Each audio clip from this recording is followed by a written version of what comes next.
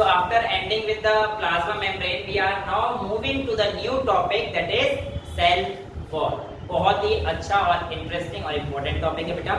Cell wall की सबसे पहले बात करते हैं, एक चीज रखना है, इट इज नॉन लिविंग। क्या है बेटा? ये नॉन लिविंग है। और दूसरी चीज जो हमारे पास यहाँ पर आने वाली है वो ये है कि प्लाज्मा मेम्ब्रेन के बाहर वाली लेयर होती है। यानी कि अगर मैं बात कर रहा हूँ तो ये हमारे पास किसकी लेयर है? प्लाज्मा मेम्ब्रेन की। और इसके बाहर वाली जो लेयर आएगी बेसिकली हमारे पास किसकी आने वाली है? सेल वॉल की आने वाली है। अब अगर मैं बेटा सेल वॉल की बात कर रहा हूँ तो एक बात तो फिक्स है कि हमारे पास जो सेल वॉल है ये सिर्फ और सिर्फ प्लांट सेल में होती है, एनिमल सेल में नहीं होती है। लेकिन प्लांट सेल के अलावा भी आपके पास प्रोकैरियोट्स हैं, उनमें भी होती है, फंजाई में भी होती है, एल्गी में भी होती है। अब इनमें एक्चुअल में क्या होता है कि आपके पास अलग अलग तरीके से बनी होती है, लेकिन जो सब्सटेंस यूज होते हैं, कौन कौन सब्सटेंस हैं जो ये बनाते हैं, वो आपको पता रहने चाहिए। देखिए, बात करते हैं अगर फंजाई की, तो फंजाई की जो सेल वॉल है बेटा ये काइटिन की बनी होती है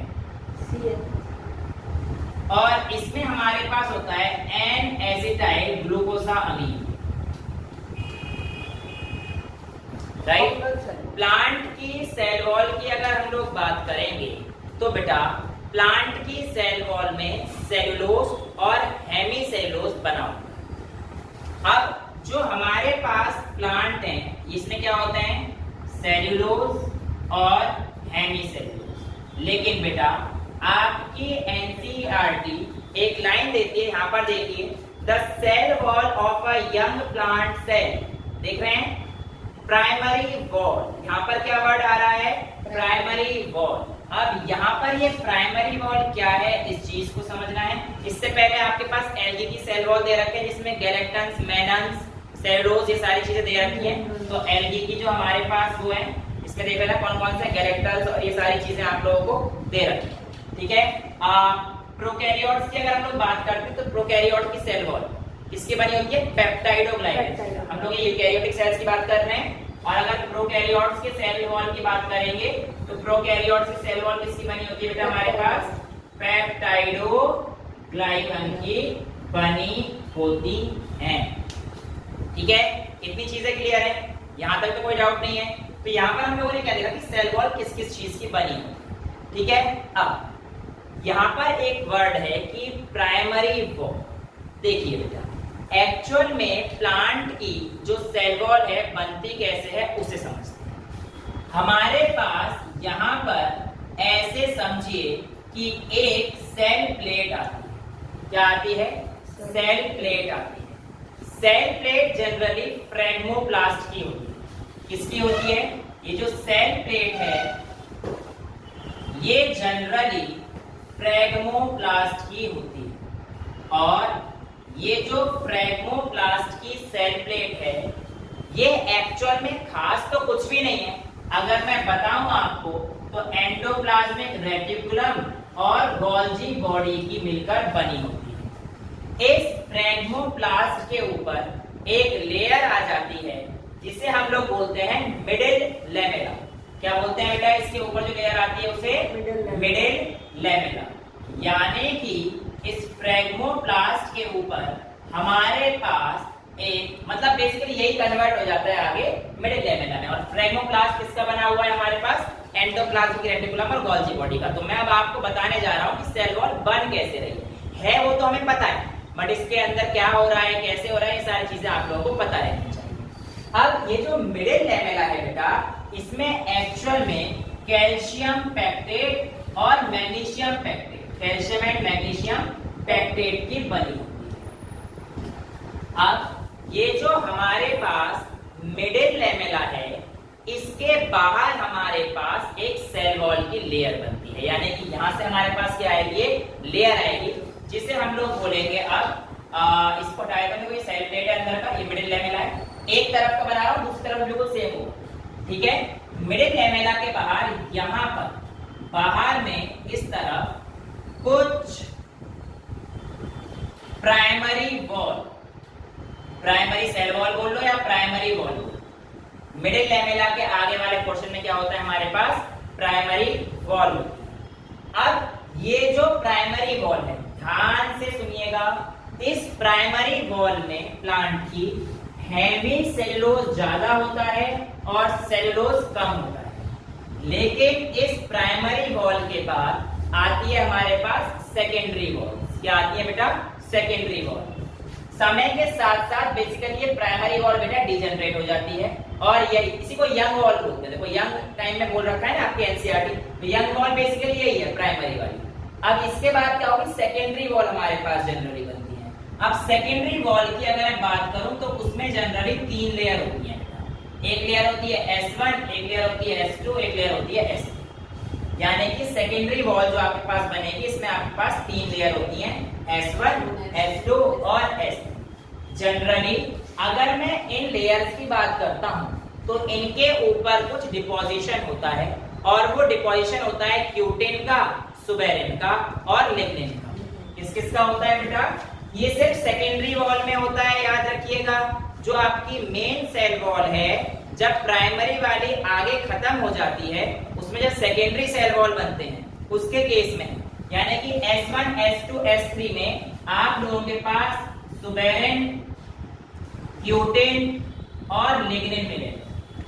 सुबेरिन और क्यूटिन जनरली वाटर का लॉस कम कराते हैं और ये वैक्स वगैरह सिक्रीट करते हैं। लेकिन लिग्निन का काम मैकेनिकल स्ट्रेंथ प्रोवाइड करना होता है। लिग्निन का काम क्या होता है? मैकेनिकल स्ट्रेंथ प्रोवाइड करना। अब यहाँ पर अगर हम लोग देख पा रहे हैं तो ऐसा लग रहा है कि यार ये तो अंदर कोई चीज जा ही नहीं पा रही है। ध्यान समझो बेटा इस चीज को। ये आपके पास फ्रैगमोप्लास्ट हो गए, इसके तुरंत बाहर ये मिडिल लैमेला है, मिडिल लैमेला के तुरंत बाद प्राइमरी वॉल आ गई, फिर इसके बाहर ये आ गई सेकेंडरी वॉल। तो ऐसा प्रतीत हो रहा है हमें कि इनके पास तो यार अंदर जाने के लिए कुछ है, लेकिन ऐसा नहीं होता है। ध्यान रहे, एक्चुअल में ये जो हमारे पास यहाँ पे बनाता हूँ, जैसे हमारे पास ये जो प्राइमरी वॉल आई है इसमें कुछ गैप्स होते हैं ऐसे। इन गैप को हम लोग बोलते हैं पिट्स। क्या बोलते हैं? पिट्स। और ये जो पिट्स होते हैं इसके थ्रू एक्सचेंज ऑफ मटेरियल वगैरह ये सारी चीजें होती हैं। अब आप लोगों को एक चीज और पता रहनी चाहिए कि इस पिट्स के थ्रू एक सेल टू सेल भी चीजें ऐसे आराम से जा सकती हैं। और यहाँ पर हमारे पास क्या रहते हैं? Cytoplasmic strands. क्या रहते हैं बेटा हमारे पास इस चीज के लिए? Cytoplasmic strands. और ये जो कनेक्शन है, ये वाला जो कनेक्शन है इसके इधर के थ्रू ये वाले जो आ रहे हैं ओपनिंग्स को, इनको क्या बोलते हैं बेटा? प्लाज्मोडेस्माटा या प्लाज्मोडेस्माटा, जो आप बोलना चाहें वो बोलते हैं। तो प्लाज्मोडेस्माटा ये ओपनिंग जिसके थ्रू आपके पास मटेरियल एक जगह से दूसरे सेल पर जा सकता है, एक सेल से दूसरे सेल पर जा सकता है। तो ये आपके पास प्लाज्मोडेस्माटल कनेक्शंस होते हैं प्लांट सेल के अंदर, जो कि हमारे पास आराम से एक्सचेंज में हेल्प करते हैं। यही गैप यहाँ पर भी होगा, तो इसके थ्रू आराम से एक दूसरे से इधर उधर जा सकते हैं। तो पिट्स की मदद से जो गैप रहता है उसकी मदद से आराम से आपका एक्सचेंज हो जाता है और इस तरीके से आपके पास प्लांट की जो सेल वॉल है ये फंक्शन करती है।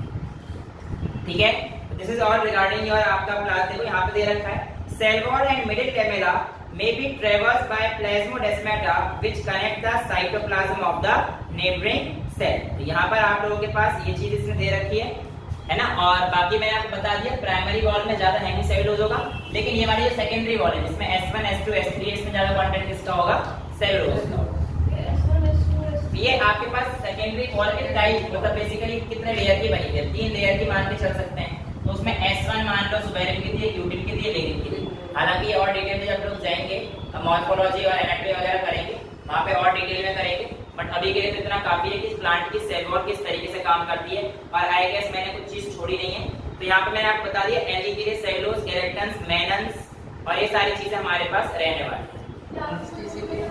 प्लाज्मोडेस्माटा बेटा ये ओपनिंग है जिसकी वजह से आपके पास मिडिल लैमेला और इस सेल वॉल के आसपास वो चीज कैसे जा रही है? ये आपकी मिडिल लैमेला थी, ये सेल प्राइमरी सेल वॉल है, इससे आपको इधर जाना है तो एक कनेक्शन चाहिए ना।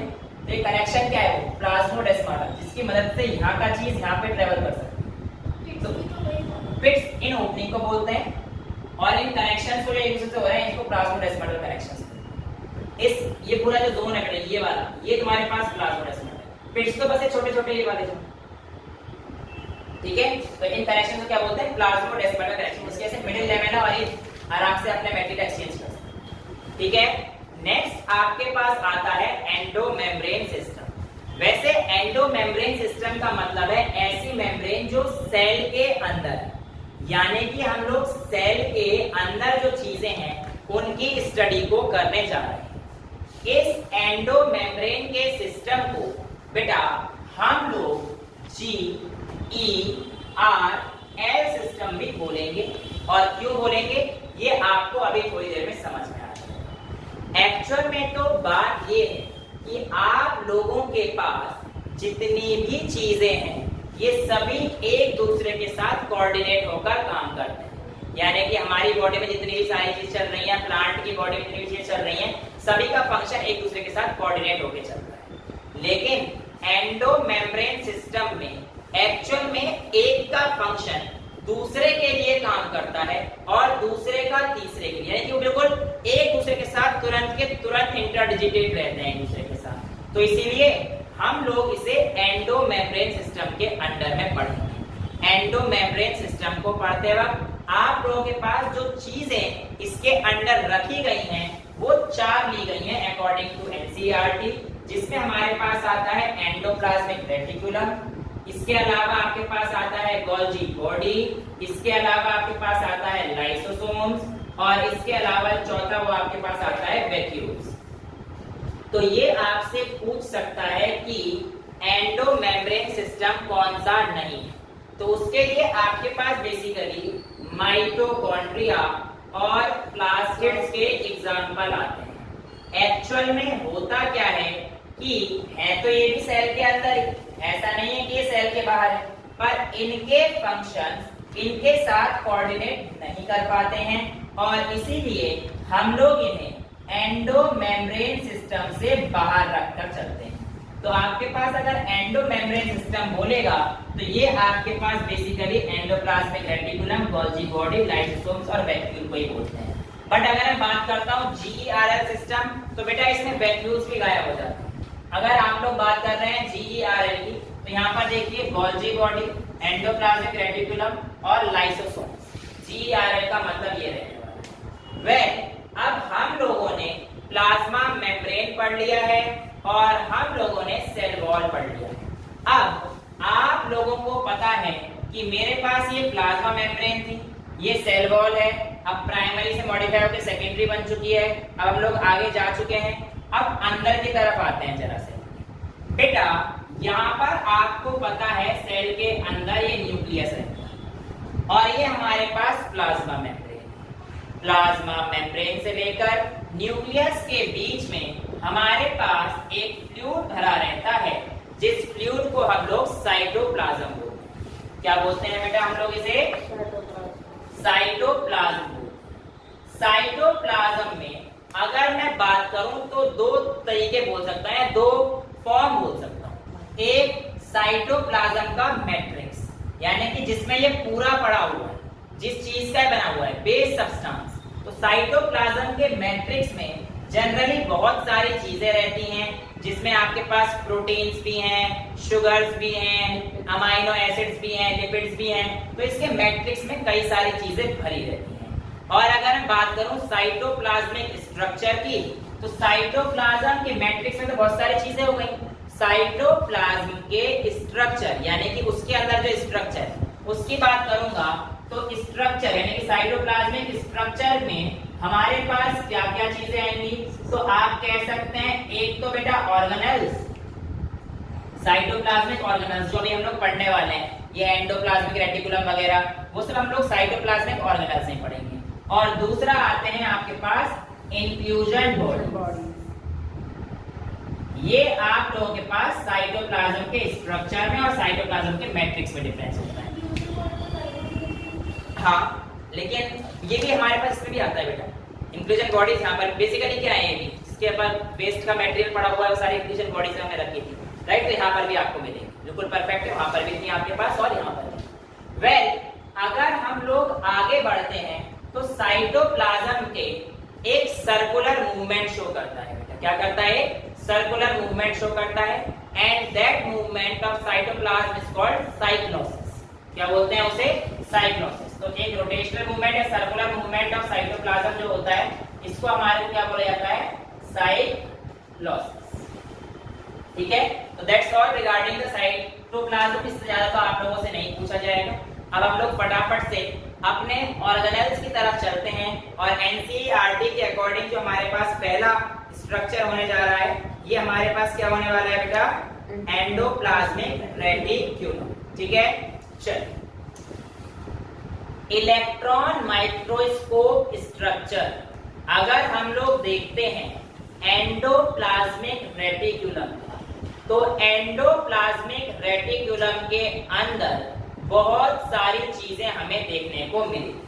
अगर मैं यहाँ पर एक स्टार्टिंग से डिस्क्रिप्शन देना शुरू करता हूँ तो बेटा ऐसे समझिए कि एंडोप्लाज्मिक रेटिक्यूलम इसके न्यूक्लियर जोन से हमारे पास आना शुरू करेगा, यानी कि न्यूक्लियर वॉल से अटैच कुछ हमारे पास चीजें निकल रही होंगी और उनके बारे में हम लोग अब पढ़ने जा रहे हैं।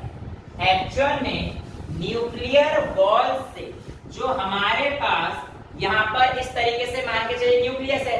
अब आपको पता है किचन साइटोप्लाज्म का, राइट?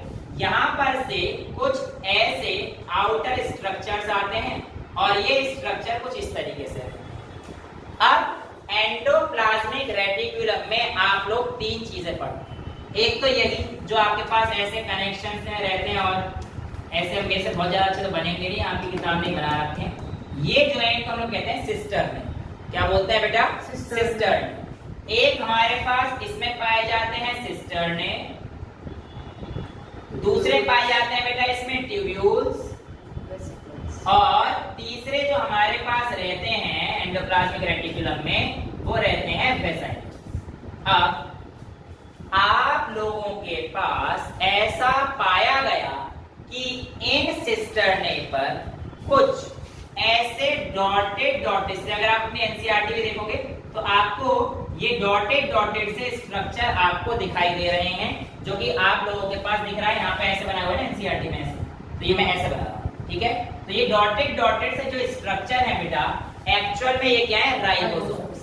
क्या है बेटा ये डॉटेड स्ट्रक्चर? आप लोगों के पास राइबोसोम्स आपके पास यहाँ पर आपको देखने को मिले।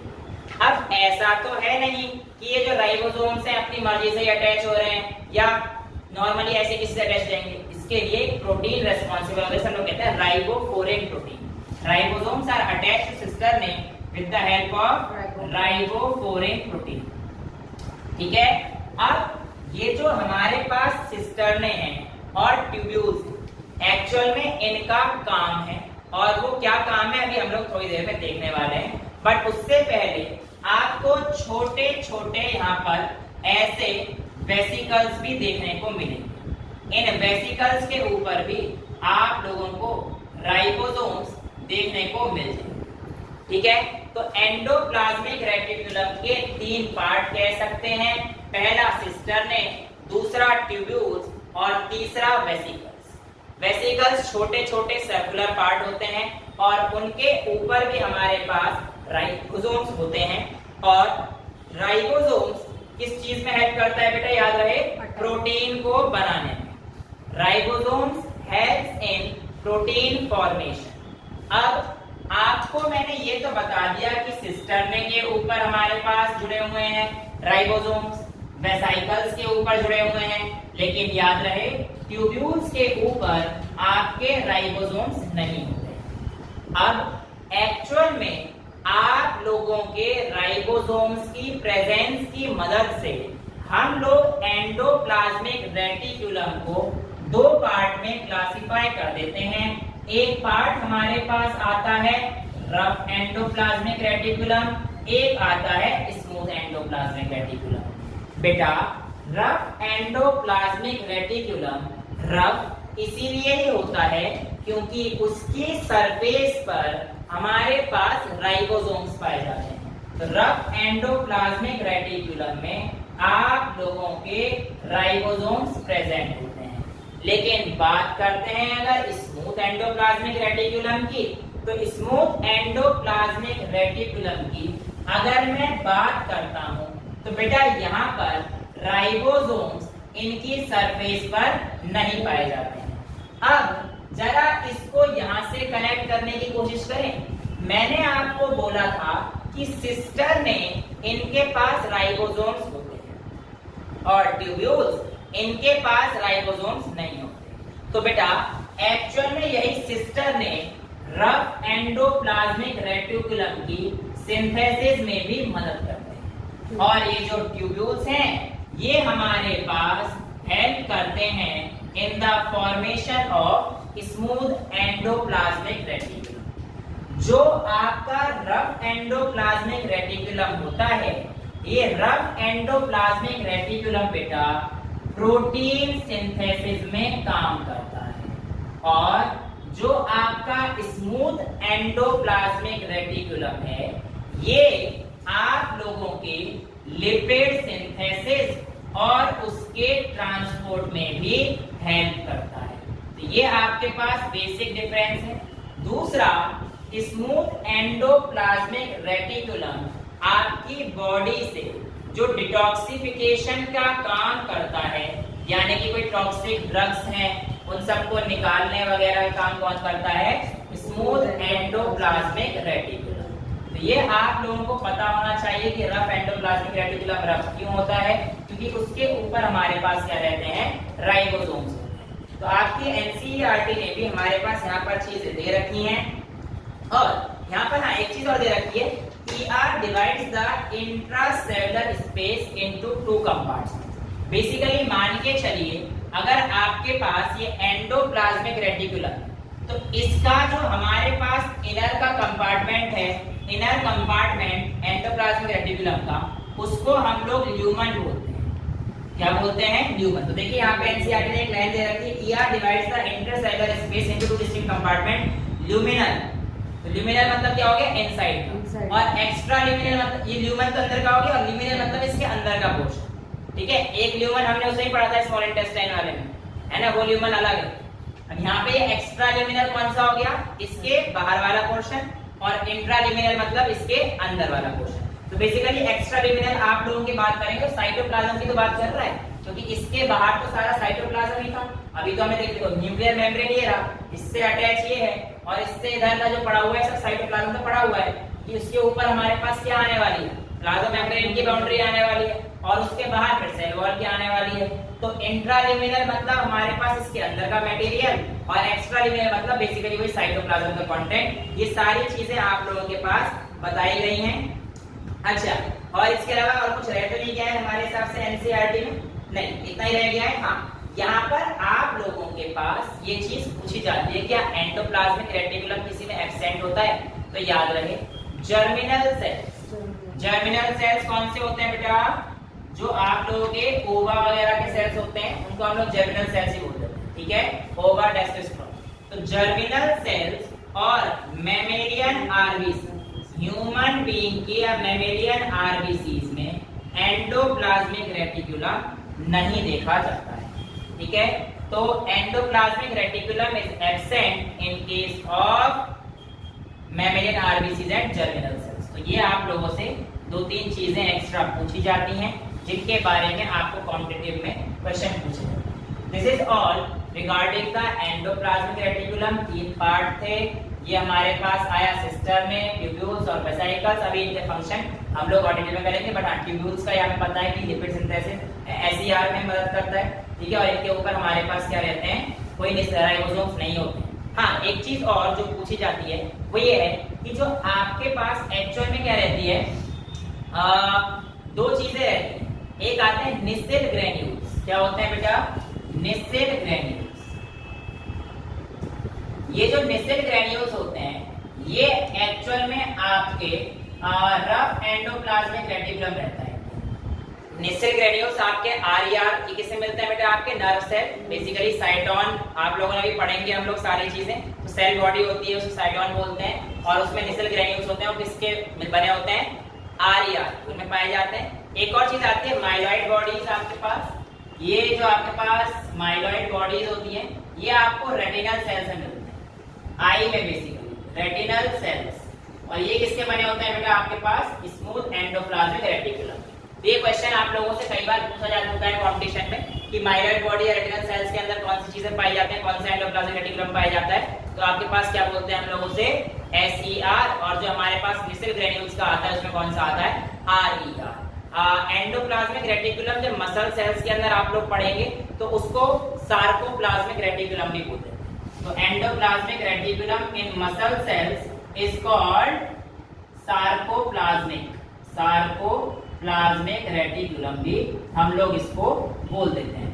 तो this is all regarding the endoplasmic reticulum, इसके टाइप्स कैसे थे, क्या थे, ये सारी चीजें आप लोगों को क्लियर रहनी चाहिए और इसमें डाउट आपका नहीं आना चाहिए। नेक्स्ट हम लोग आगे बढ़ते हैं। एंडोप्लाज्मिक रेटिकुलम के बाद अगला जो ऑर्गेनेल हमारे सामने आ रहा है वो है गोल्जी बॉडी। बेटा गोल्जी बॉडी आप लोगों के पास कैमिलियो गोल्जी ने डिस्कवर करी थी। अगर एनसीईआरटी में ईयर है तो आप लोगों को ईयर भी याद करना है। एक्चुअल में हमारे पास जो इन्होंने डिस्कवरी करी थी बेटा वो हमारे पास कहाँ करी थी, एक तो कैट में और एक बार्न आउल। किस में करी थी, कैट में और बार्न आउल। और इनके भी हमारे पास नर्व सेल इसमें करी थी, नर्व सेल के अंदर उन्होंने कुछ गोल्जी बॉडी को पाया। गोल्जी बॉडी जब प्लांट्स के अंदर होती है बेटा उन्हें डिक्टियोसोम्स बोलते हैं। तो Golgi body in plants are known as dictyosomes. ठीक है, ये पहले भी हम लोग कर चुके हैं। वेल अगर हम लोग आगे देखते हैं तो गोल्जी बॉडी का स्ट्रक्चर कुछ उसी तरीके से है। बेसिकली इसमें सिस्टर्ने होते हैं और इसमें आपके पास एक एक्स्ट्रा चीज जो आती है, जैसे वहां पे वेसाइकल्स होते थे, यहाँ पे वेसाइकल्स के साथ साथ क्या आ जाते हैं आपके पास, वेट्यूल्स आ जाते हैं। यहाँ पर देखिए एक सिस्टर्ने आपको दिखाई दे रहा है ऊपर से, और सिस्टर्ने के ऊपर से ये वाला स्ट्रक्चर है यहाँ पर इस तरीके से ऐसा है ना। तो ये आपके पास बेसिकली इस तरीके से ये रहते हैं और ये कनेक्शन रहते हैं एक दूसरे से ना, ऐसा समझिए कि कनेक्टेड रहते हैं। जरूरी नहीं कनेक्शन जो है हर एक पॉइंट को सेम जगह पर आएगा, ऐसे जा सकता है। अब जो अगला कनेक्शन है हो सकता है वो यहाँ पे, ठीक है। मतलब बस ये समझना कि कनेक्टेड रहता है, ज्यादा चढ़ाया मुझसे बनेगा नहीं, आपके एनसीईआरटी ने बना रखा है। बट यहाँ पर आप लोगों को एक चीज बहुत ही इंपॉर्टेंट क्या दे रखी है, very number of cisternae are present in Golgi complex. Basically यहाँ पर आप देख रहे हैं तो जो नंबर है सिस्टर्ने का ये फिक्स नहीं होता। अगर मैं बात करता हूँ एनिमल सेल की तो लगभग हर एक सेल में एक गोल्जी बॉडी या 2-3 ज्यादा ही पाई जा सकती है। बट यूनिसिस्टर में सिर्फ एक ही सिस्टर में किसके केस में देखने को मिलता है, फंजाई के केस। तो unicisternal condition is seen in case of fungi. ये क्वेश्चन बेटा आ चुका है, इसलिए आपको पता रहना चाहिए। और इसके अलावा आपके पास जो बेसिकली प्लांट सेल्स होते हैं ना उसमें वेरी कर जाता है 6 से 12, किसी में 20, और इवन सबसे ज्यादा जो ये पाए गए हैं एक सेल के अंदर वो एक आपके पास एल्गी है, ग्रीन एल्गी, जिसको हम लोग बोलते हैं कारा। कारा के अंदर सबसे ज्यादा जो हमारे पास सिस्टर्ने पाए गए हैं, इवन 100 सिस्टर्ने भी मतलब देखे गए हैं। तो मैक्सिमम नंबर जो आपके पास देखा गया वो कारा के अंदर देखे गए, और कारा क्या है हमारे पास एक ग्रीन एल्गी। अब गोल्जी बॉडी का प्राइमरी काम तो बेटा मॉडिफिकेशन और पैकेजिंग में है, पर ये करता कैसे है और क्या करता है, आइए सारी चीजों को आप बहुत ही आराम से समझते हैं। देखो मैंने आप लोगों को एक चीज अभी बताई थी, GERL सिस्टम। अब मैं आने वाले 10 से 15 मिनट के अंदर गोल्जी बॉडी के साथ साथ लाइसोसोम्स की समझाने वाला हूं, यानी कि हमारे पास ये दोनों चीजें साथ के साथ चलेंगी। ठीक है, अब बेटा इसके फंक्शन के बेस पर हम लोग ध्यान सुनना बिल्कुल आराम से। ये वाला जो फेस है ना नीचे वाला, बेसिकली इसको हम लोग बोलेंगे कॉन्वेक्स फेस, जो कि हमारे पास न्यूक्लियर मेम्ब्रेन की तरफ है। कॉन्वेक्स वाले को हम लोग फॉर्मिंग या फॉर्मेटिव फेज भी बोल देते हैं, क्योंकि वो हमारे पास क्या करता है, अभी देखेंगे फॉर्मेशन वाले में करेंगे और हेल्प करेगा कि कैसे ये चीजें देखें। और यहाँ पर जो हमारे पास ऊपर वाला फेज है, इसको हम लोग बोलते हैं कॉन्केव या ट्रांस फेज। ये वाला हमारे पास सिस फेज होता है, इसको मैच्योर फेज ही बोलते हैं। फेस एफएसी चेहरा, इसको हम लोग क्या क्या बोलेंगे, कॉन्केव फेज, मैच्योर फेज और ट्रांस फेज। और ये वाला हमारे पास क्या आता है, फॉर्मेटिव, और इसके अलावा कॉन्वेक्स और सिस। तो बेटा ये हमारे पास दो तीन चीजें इंपॉर्टेंट थिंग जो यहाँ पर आपको देखने को मिलेगी। पहला जो इसका कॉन्वेक्स वाला है, ये न्यूक्लियर मेम्ब्रेन की तरफ है, देखो अंदर की तरफ है ये, और कॉन्केव वाला बाहर की तरफ। तो ये किसके पास हो रहा है, प्लाज्मा मेम्ब्रेन की तरफ, और ये किसके पास है बेटा, हमारे पास न्यूक्लियर मेम्ब्रेन की तरफ। ठीक है, जो कॉन्वेक्स वाला है न्यूक्लियर मेम्ब्रेन के साथ है। कॉन्वेक्स की तरफ आप लोगों को ऐसे छोटे छोटे वेसिकल्स देखने को मिलते हैं, और अभी मैंने आपको बताया था वेसिकल्स क्या होते हैं, इनके सरफेस पे क्या होता है, राइबोसोम्स, जो कि बेसिकली प्रोटीन बनाने में आपकी मदद करते हैं। और इनके ऊपर वाले कॉन्केव वाले पोर्शन में बेटा बड़े बड़े वैक्यूल्स देखने को मिलते हैं। गोल्जी बॉडी में ऐसे स्ट्रक्चर ये वाले जो होते हैं, इनको ये बेसिकली एंड पे आपको देखने को मिल रहा हो, पूरे ऐसे नहीं होते, एंड में आपको थोड़े से ना ऐसे देखने को मिलेंगे। ये वाले स्ट्रक्चर सोलर लाइक स्ट्रक्चर है, बेसिकली इनको हम लोग क्या बोलते हैं, गोल्जियन वैक्यूल्स। क्या बोलते हैं बेटा, गोल्जियन वैक्यूल्स बोलते हैं। तो ये गोल्जियन वैक्यूल्स यहाँ पे हमारे पास आते हैं। काम क्या होता है, आइए समझ लेते हैं, और मैं यहीं पर आप लोगों को दो तीन चीजों से रिलेट करूंगा। देखो बेटा, ये हमारे पास आप लोगों के वेसिकल्स होते हैं। वेसिकल्स में राइबोसोम्स होते हैं और प्रोटीन कंटेंट भी हमारे पास इसमें रहता है। अब ये जो प्रोटीन कंटेंट है बेटा, ये यहां से इसके अंदर चला जाता है ऐसे। अब जब हमारे पास अंदर जाता है, ये हमारे पास क्या है बेसिकली, यहाँ पे ये सब कहां से आ रहे हैं बेटा, वेसिकल्स, एंडोप्लाज्मिक रेटिकुलम। अभी तो बताया मैंने आपको कि एंडोप्लाज्मिक रेटिकुलम के हमारे पास वेसिकल्स रहते हैं। तो ये एंडोप्लाज्मिक रेटिकुलम के जस्ट ऊपर ही लगभग आसपास ही पाए जाते हैं। तो ये अपना खाना यानी कि प्रोटीन वगैरह यहाँ पे लोड कर देंगे, और प्रोटीन की मॉडिफिकेशन होके यहाँ पर पहुंचेगा, यहाँ पर पहुंचेगा, यहाँ पर पहुंचेगा, और यहाँ पर मतलब जैसे भी ये जाएंगे जो हमारे पास अंदर, तो ये ऐसे जाएगा और फाइनली पहुंचते पहुंचते यहाँ पर। तो ये कॉन्वेक्स से किस फेज से पहुंच गया है, घूमता घामता कॉनकेव पे पहुंच गया, तो सिस से ट्रांस फेज पे पहुंच गया। अब इसके अंदर एक्चुअल में हमारे पास क्या है, प्रोटीन का कंटेंट भरा हुआ है, क्योंकि तो वेसिकल था, वेसिकल के सरफेस पर क्या थे, राइबोसोम्स थे, और उसने प्रोटीन वगैरह तो बनाया ही होगा। तो एंडोप्लाज्मिक रेटिकुलम ने ट्रांसपोर्ट कर दिया है अपना मटेरियल किसके अंदर, गोल्जी बॉडी के अंदर। यही कारण है क्योंकि एंडोप्लाज्मिक रेटिकुलम अपना स्ट्रक्चर जो भी बनाते हैं वो आराम से इसको पहुंचाते हैं, और इसी वजह से they are found in close vicinity to the endoplasmic reticulum. तो ये पूछा जाता है गोल्जी बॉडी और एंडोप्लाज्मिक रेटिकुलम पास पास ही क्यों होते हैं, क्योंकि इससे ट्रांसपोर्टेशन एफिशिएंट हो जाता है, और एंडोप्लाज्मिक रेटिकुलम की जितनी भी चीजें हैं वो आराम से हमारे पास यहाँ पर पहुंच जाती है। अब यहाँ पर हमारे पास बेसिकली प्रोटीन वगैरह पहुंचता है, और जो प्रोटीन हमारे पास बेटा इसके अंदर पहुंच गया, अगर मैं इसकी बात करता हूं, अब ये यहाँ से डिटैच भी हो सकता है, ये क्या हो सकता है, यहाँ से डिटैच हो जाता है। अब इसके अंदर क्या है, बेसिकली थोड़ा सा प्रोटीन है, क्या है बेटा, प्रोटीन। वो प्रोटीन बेटा हाइड्रोलाइटिक प्रोटीन होता है, और जब ये ब्रेक हो जाता है तो ये लाइसोसाइम्स बन जाता है, यानी कि यही डिटैच होकर जब यहाँ पर आ गया, और ये जो बॉडी बन गई हमारे पास क्या बन गई है, लाइसोसोम्स। लाइसोसोम्स की खोज क्रिश्चियन डी डुवे ने करी।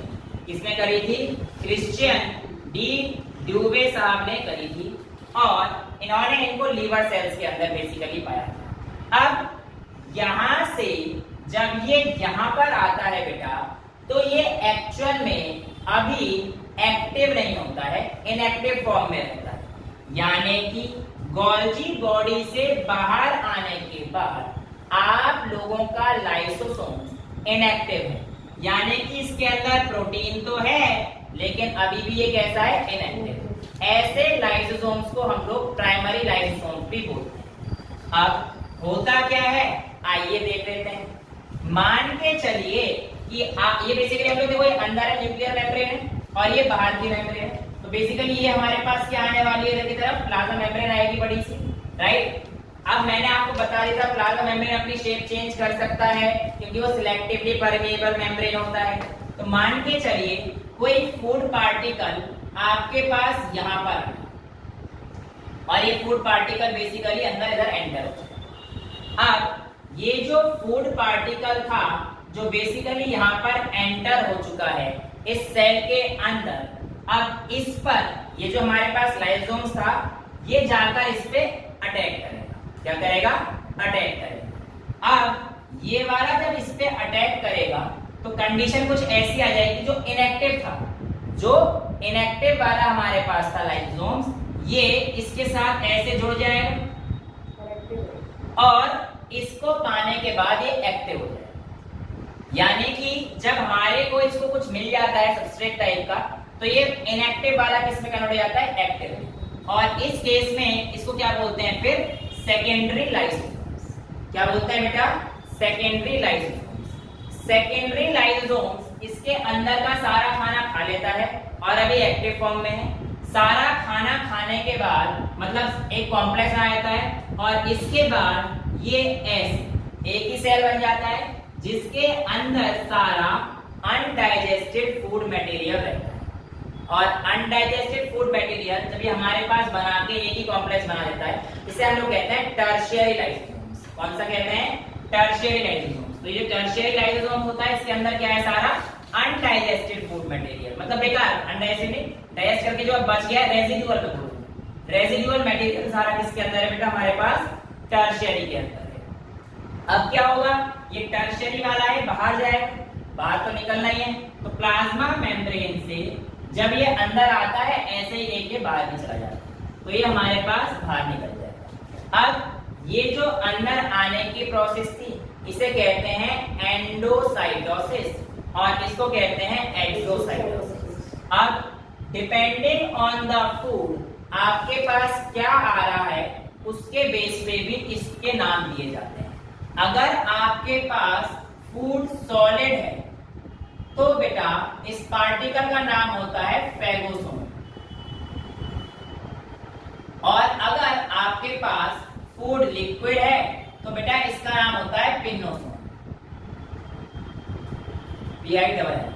पिनोसोम और फेगोसोम। ये आप लोगों के पास लाइसोसोम्स का काम होता है। अब लाइसोसोम बेसिकली डाइजेस्ट करके बाहर निकाल चुका है, तो लाइसोसोम्स इसलिए काम पे आता है। लेकिन आप लोगों ने सुना होगा sometimes lysosomes may burst and digest their own cells, that is why they are called suicide bags।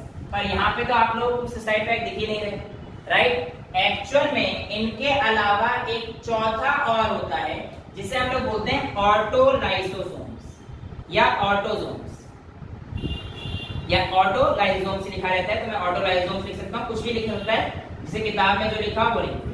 अब ये जो ऑटोलाइसोसोम्स होते हैं इसमें और ये 4 टाइप के मालूम। प्राइमरी सेकेंडरी टर्शियरी में क्या अंतर होता है, एक्चुअल में प्राइमरी सेकेंडरी और टर्शियरी फूड पार्टिकल्स को अटैक करते हैं, जो बाहर से आते हैं ना उन पे अटैक करके और इनका काम तमाम करके बाहर भेज देते हैं जो बेकार है। लेकिन ये जो ऑटोलाइसोसोम्स हैं ये आपके सेल ऑर्गेनेल्स पे अटैक करते हैं और इनके अंदर हाइड्रोलाइटिक एंजाइम बहुत ज्यादा अच्छे अमाउंट में रहता है। होता है इनके अंदर भी है, बट ये तो इनएक्टिव था, बट ये जब मिल जाता है खाने के साथ तब एक्टिव फॉर्म में आता है सेकेंड फेज में। ये जो ऑटोलाइसोसोम्स है बेटा, जो आपके पास सेल ऑर्गेनेल जैसे कि माइटोकॉन्ड्रिया, मान के चलो इसका फंक्शन जो है माइटोकॉन्ड्रिया में खराब हो गया, बेकार हो रखा है, तो ऑटोलाइसोसोम जाएगा, भाई कोई दिक्कत है, वो कह रहा है यार मैं काम नहीं कर पा रहा सही से, क्या टेंशन ना ले। तो यहाँ पे जो माइटोकॉन्ड्रिया सपोज ऐसे था, ये ऐसे था, ये इसको खा जाएगा इसके अंदर, तो ये खाएगा लेकिन सेल ऑर्गेनेल्स। जैसे ये वाला क्या था, इसके साथ बना के पूरा रेजिडुअल मटेरियल को निकाल के तब बाहर निकाल रहा था, लेकिन इसके केस में क्या होता है, इसको खा जाता है सेल ऑर्गेनेल्स। कौन सा वाला, ऑटोलाइसोसोम। तो ये इसको खा जाता है और होता क्या है, कई बार ये वाली जो सेल है ये बस्ट हो जाती है, ये बर्स्ट हो जाती है, ठीक है। अब जब ये बर्स्ट हो जाएगी तो इसके अंदर क्या है, हाइड्रोलाइटिक एंजाइम। तो हाइड्रोलाइटिक एंजाइम जब बर्स्ट हो जाएंगे तो हाइड्रोलाइटिक एंजाइम निकल जाएंगे और यहाँ पे जो सही वाले माइटोकॉन्ड्रिया होंगे इनको भी खा जाएंगे। इसलिए ये सुसाइड वैक्स को, इन वाले को स्पेशली हम लोग जो पढ़ते हैं, इन वाले को नहीं, ये वाले जो केस है हमारे पास ऑटोलाइसोम्स वाले, ये बेसिकली सुसाइड वैक्स में आता है। क्योंकि समटाइम्स लाइसोम्स में बर्स्ट वाला जो केस है ना, जो हम लोग ने 9th में पढ़ा था, वो एक्चुअली इस लाइसोम्स की बात कर रहा है। तो ये आप लोगों के पास एंडोप्लाज्मिक रेटिकुलम क्या है, गोल्जी बॉडी। गोल्जी बॉडी का आपके पास फॉर्म, उसका काम, मेन काम क्या होता है।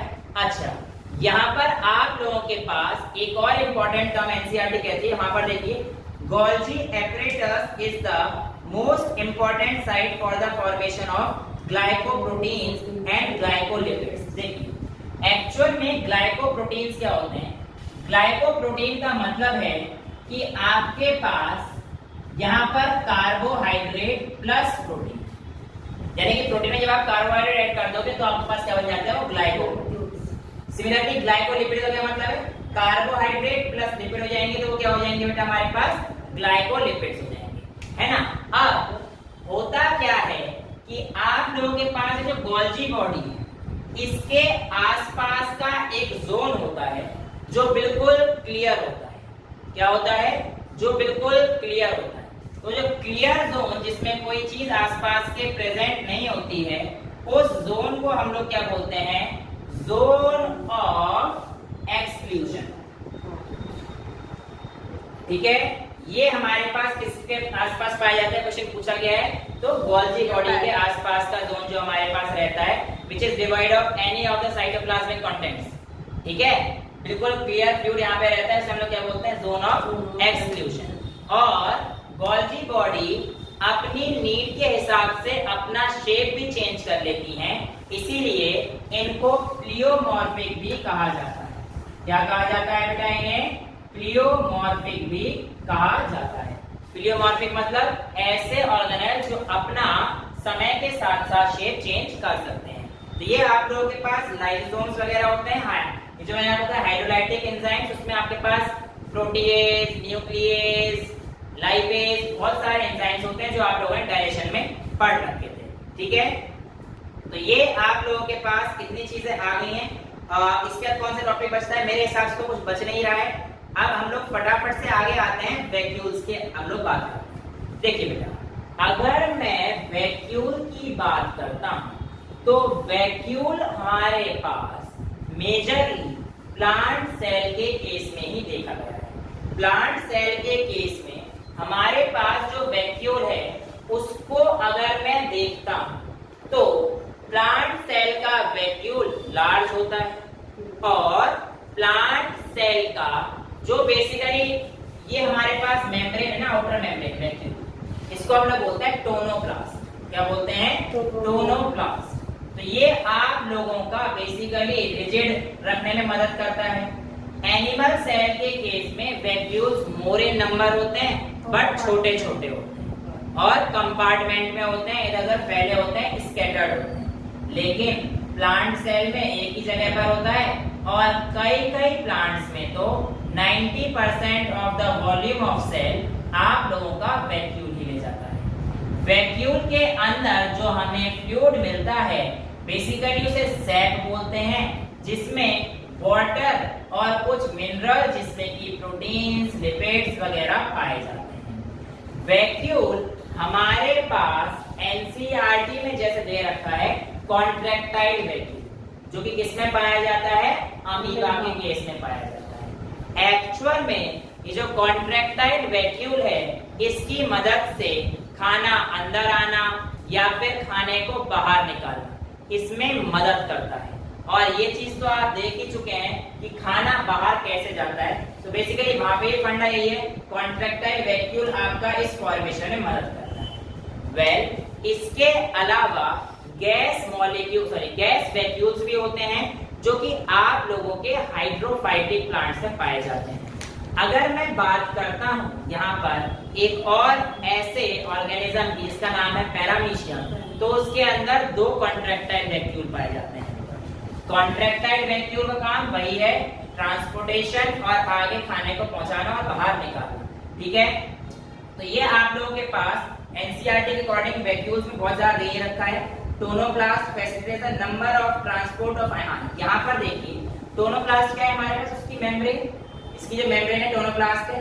अब यहाँ पर क्या होता है, it facilitates the movement of ion against the concentration gradient, यानी कि एनर्जी के अगेंस्ट आप लगाकर एनर्जी, एक्स्ट्रा एनर्जी लगाकर यहाँ पर आयंस का एक्सचेंज हो सकता है।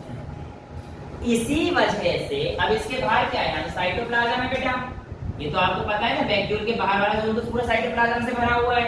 अब यहाँ पर क्या होता है, आयंस का एक्सचेंज ज्यादा देखा गया है, आयंस यहाँ पर एक्सचेंज हो जाते हैं, और जब आयंस एक्सचेंज ज्यादा हो जाते हैं तो इसके अंदर कंसंट्रेशन क्या हो जाएगी, इसकी बढ़ जाएगी, क्योंकि आयंस आप लोगों को पता है कंसंट्रेशन को बढ़ा देते हैं। और यही रीजन है कि साइटोप्लाज्म से ज्यादा कंसंट्रेशन इस वैक्यूल की देखी जाती है। क्यों? क्योंकि ये अगेंस्ट द डिफ्यूजन, या फिर जो आपके पास नॉर्मल प्रोसेस लगा था, ऑस्मोसिस और डिफ्यूजन बताए थे, अगेंस्ट द कंसंट्रेशन ग्रेडियंट जाकर एनर्जी आपको लगानी पड़ेगी और आयंस का फ्लो इसके अंदर आ जाता है।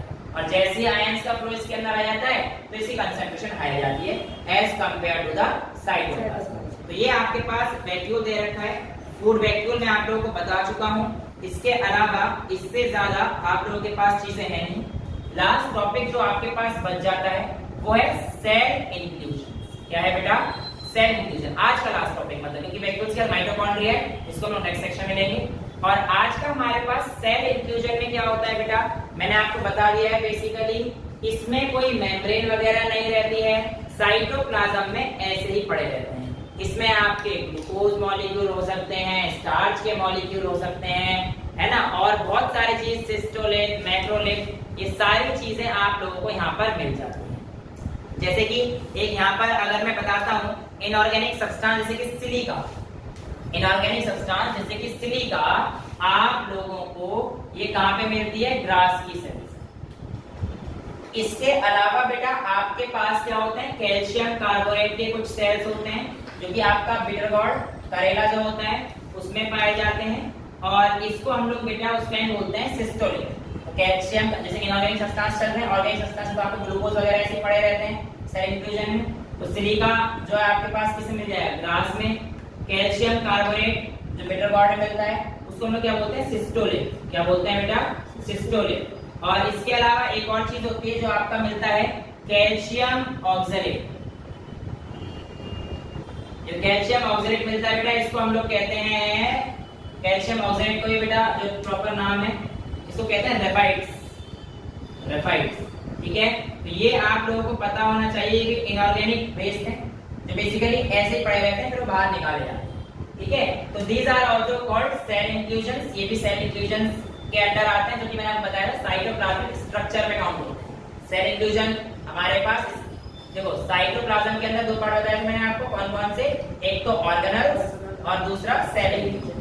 सेल इंक्लूजन आपके सामने ये रहे, और ऑर्गेनल्स तो हम लोगों ने चार्ट पढ़ लिया। तो अभी मैंने आपको ये बात जो बताया GERL सिस्टम, उसका फंक्शन कैसे आते हैं, सारे एक दूसरे के साथ इंटरकनेक्टेड क्यों रहते हैं, और एंडोमेम्ब्रेन सिस्टम में हम लोग इनकी स्टडी साथ साथ क्यों करते हैं, ये आपके सामने आपके पास आ गए हैं। देखो वैक्यूल्स का भी काम ही था, जब ये डिटैच हुए तभी लाइसोसोम्स वगैरह बने, है ना। तो ये सारी चीजें आप लोगों को पता रहनी चाहिए। और इसी के साथ हम लोग आज का टॉपिक खत्म करते हैं। आई होप आपको समझ में आया होगा। नेक्स्ट क्लास में हम लोग माइटोकॉन्ड्रिया और प्लास्टिक्स वगैरह को लेकर आएंगे, जिसको हम लोग और डिटेल में करेंगे। That's all for today, thank you.